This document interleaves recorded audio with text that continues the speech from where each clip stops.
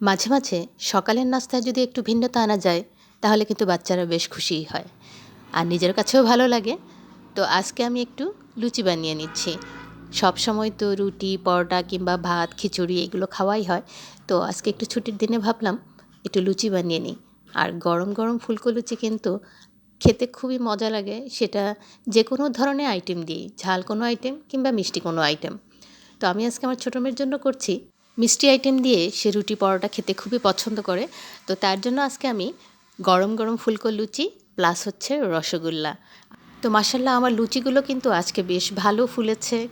আর লুচি যখন ফুলে যায় তখনই কিন্তু ভালো লাগে, লুচিটা না ফুললে কিন্তু মনটাই খারাপ হয়ে যায়। একদম সত্যি একটা কথা বললাম, যখনই দেখি লুচিটা খুব ভালোভাবে ফুলকো হয়েছে তখন কী যে ভালো লাগে, মনে হয় যেন আরও কয়টা বানাই।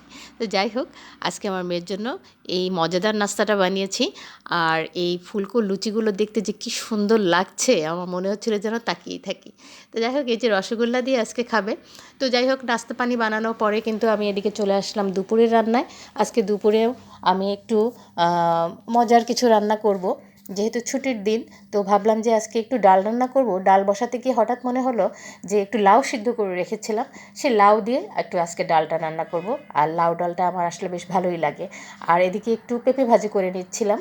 তো একটু পেঁপে ভাজি করছি, পেঁপে আলু আর সম্ভবত শিম, পেঁপে আলু আর শিম দিয়ে একটা ভাজি করে নিচ্ছি। তো আসলে সবজি তো আর খেতেই হয়, সবজি ছাড়া কেমন যেন, যতই মাছ মাংস ভুনা করি না কেন, কত কিছুই রান্না করি না কেন, কেমন যেন ভালো লাগে না আমার কাছে। একটা সবজি, একটা ভাজি কিংবা একটা ভর্তা, একটা কিছু লাগেই। না লাগে হলেও কিন্তু বেশ মানে অসামঞ্জস্যপূর্ণ লাগে, মনে হয় খাওয়াটা যেন সম্পূর্ণ হলো না। তো একটু ভালো মতো ধনিয়া পাতা দিয়ে নিয়ে আমার পেঁপে ভাজিটা নামিয়ে ফেললাম। আর এদিকে সে যে লাউ ডালটা বসিয়েছিলাম সেটা ভালোভাবে ঘুটে নিয়ে একটু ঘন করে নিচ্ছি। আর ঘন হয়ে গেলে ডালটা কিন্তু বেশ মজা লাগে খেতে।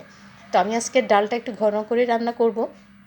আর এদিকে একটু ফোড়ন দিয়ে নিচ্ছি, তেজপাতা, শুকনো মরিচ আর হচ্ছে যে পাঁচ ফোড়ন, সব কিছু ভালোভাবে মেখে নিয়ে ভেজে নিয়ে তারপরে হচ্ছে পেঁয়াজ কুচি দিয়ে দিলাম। আর এই পেঁয়াজ রসুন কুচিটা ভেজে তারপরে হচ্ছে সরাসরি ডালের মধ্যে দিয়ে দিব।